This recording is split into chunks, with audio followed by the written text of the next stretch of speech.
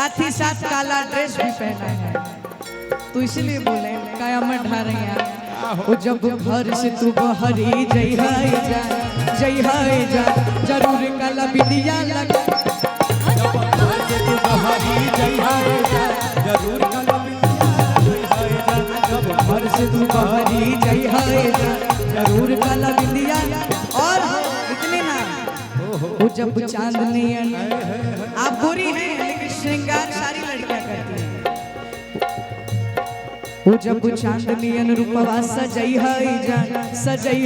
जा जरूर काला बिंदिया।